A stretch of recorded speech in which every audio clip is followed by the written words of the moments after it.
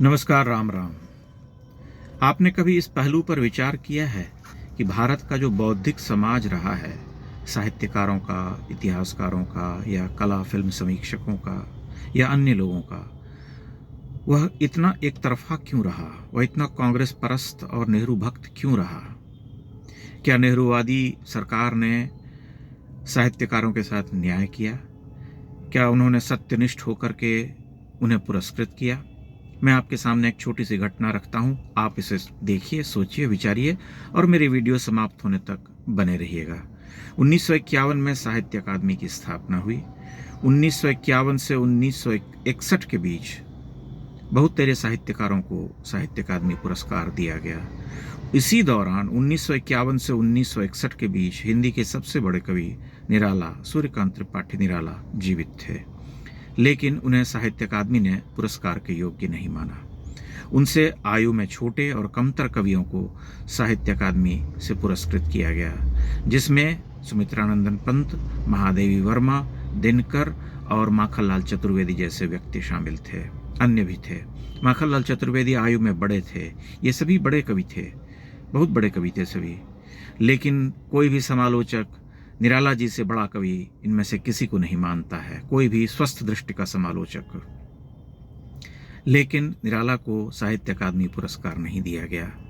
न सिर्फ साहित्य अकादमी, बल्कि इसी दौरान इन सभी कवि लेखकों को पद्म पुरस्कार भी दिए गए, पद्मश्री, पद्म भूषण, लेकिन वह भी निराला को नहीं मिला। जब साहित्य अकादमी ही नहीं मिला तो पद्म पुरस्कार मिलने का कोई प्रश्न ही नहीं था। क्यों नहीं मिला? क्योंकि निराला नेहरू के आलोचक थे। उन्होंने कविता लिखी थी और एक बार रेलवे में उन्हें रोक करके कुछ कठोर प्रश्न पूछे थे कि हिंदी के लिए क्या किया। नेहरू का ईगो इतना बड़ा था कि वह भला निराला जैसे साधारण व्यक्ति, एक गरीब व्यक्ति के द्वारा पूछे गए प्रश्न को कैसे झेल लेते, कैसे मान लेते और कैसे उन्हें स्वीकृत करते। विडंबना है कि नेहरू इलाहाबाद के अपने आप को कहते थे। निराला का बहुत लंबा समय इलाहाबाद में बीता था, वे पास के थे भी। दारागंज में वे जीवन के 14-15 वर्ष जो आखिरी के थे, वे दारागंज में ही रहते थे, वहीं उनकी मृत्यु हुई थी। लेकिन उनकी घोर उपेक्षा हुई।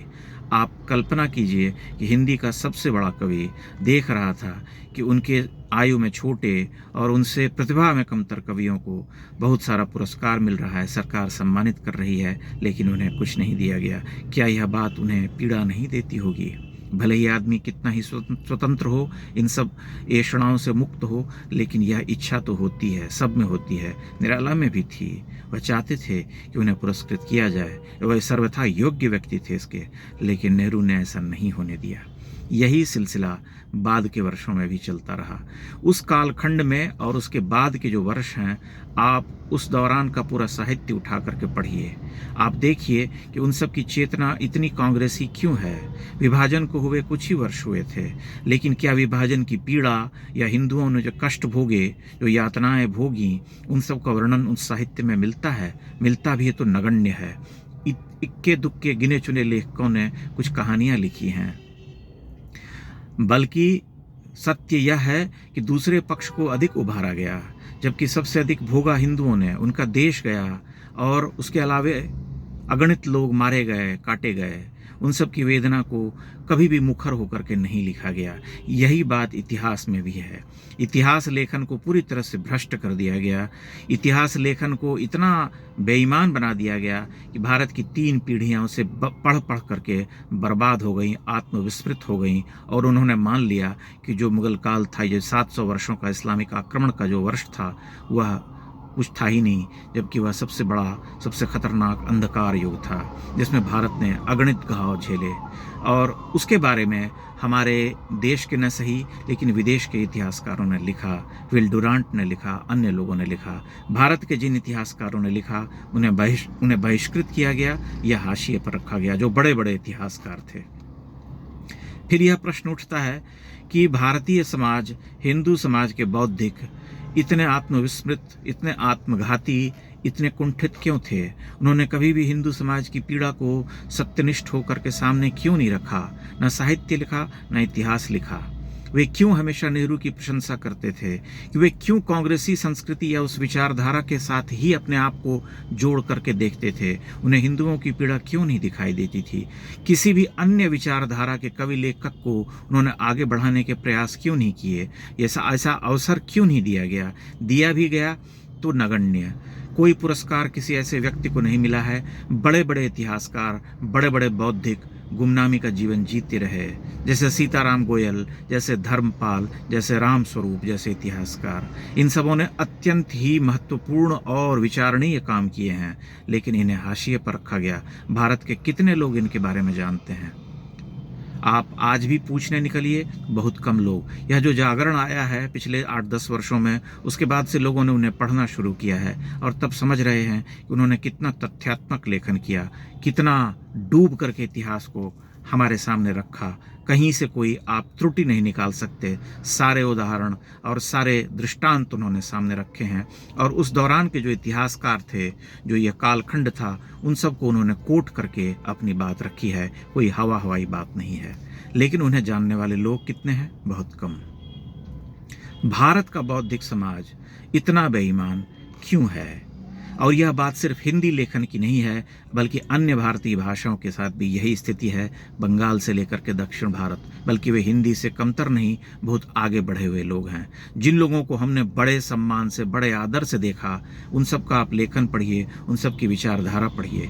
गिरीश कर्नाड जैसा व्यक्ति, जब भारत में वीएस नायपॉल को बुलाया गया था सम्मानित करने के लिए, तब उन्होंने वहाँ पर खड़े होकर के मंच पर इतना अनर्गल प्रलाप किया था और इतनी अपमानजनक बातें कही थीं कि वीएस नायपॉल रोने लगे थे, और उन्होंने कहा था कि उन्होंने भारत आकर के भूल की है।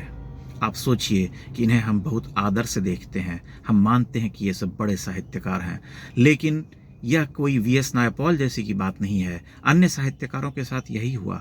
कन्नड़ में एक लेखक हैं, क्या कहते हैं, भैरप्पा के साथ भी यही हुआ। उन्हें बहुत अपमानित किया। यूआर अनंत मूर्ति और गिरीश कर्नाड जैसे लेखकों के गैंग ने उन्हें जीवन भर कष्ट दिए, प्रताड़ित किए, और बौद्धिक रूप से कभी उन्हें आगे बढ़ने का अवसर नहीं दिया। हमेशा निंदा की। यही बात हिंदी में निर्मल वर्मा के साथ किया गया, उन्हें संघी कह दिया गया था। लेकिन आप सोचिए कि इतने मुक्त धरातल पर विचरण करने वाले लेखकों को क्षण भर में उनकी छवि को नष्ट कर देने वाला यह बौद्धिक तबका अपने आप को महान कहता है और स्वतंत्र चेता कहता है, लेकिन ये कितने गुलाम हैं। आश्चर्य की बात यह है कि पूरा साहित्यिक समाज एक ही ढर्रे पर क्यों विचारता था, क्यों कांग्रेसी परस्त था, क्यों उससे बाहर निकल करके देखता नहीं था, सोचता नहीं था, क्यों किसी और को आगे बढ़ने का अवसर नहीं देता था। यह अत्यंत विचारणीय है। यह लंबे समय तक यह सिलसिला चलता रहा है, जबकि वे खुली आंख से देख रहे थे। उन्होंने हमेशा अल्पसंख्यकों के बहाने हिंदू समाज को निशाने पर लिया, उन्हें खतरे में दिखाया, उनके ऊपर संकट मंडराता हुआ दिखाया, जबकि स्थिति उलट थी। वे भारतीय उपमहाद्वीप को देख रहे थे, पाकिस्तान को देख रहे थे, बांग्लादेश को देख रहे थे, भारत की स्थिति देख रहे थे, लेकिन हमेशा हिंदुओं को शत्रु घोषित करने के प्रयास किए, उन्हें ही कटघरे में रखा। आखिर ऐसा क्यों हुआ?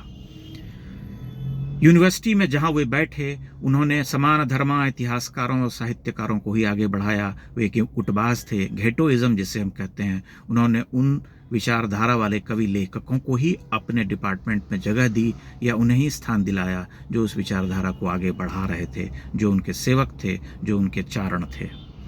यह एक बड़ी विचित्र सी स्थिति है, और इस विडंबना पर जब हम विचार करते हैं, तब हमारे हाथ पांव फूल जाते हैं और हम सोचते हैं कि हम इतने आत्मविस्मृत, इतने कुंठित, इतने आत्मघाती क्यों हैं? हमारा बौद्धिक समाज इतना विपन्न क्यों है कि उन्होंने कभी खुल करके सोचा ही नहीं, कभी देखा ही नहीं, कभी पलट करके विचार ही नहीं किया। वह प्राच्य विद्या को पढ़ना एक तरह से कहते हैं जैसे कि पतनोन्मुख मानता था, रेट्रोग्रेसिव जिसे हम कहते हैं, कि पीछे जाना। उस भारतीय समाज के प्रति, भारत के महान साहित्य के प्रति वह इतना विमुख क्यों था? यह एक गंभीर प्रश्न है, इस पर विचार कीजिएगा। बहुत बहुत धन्यवाद।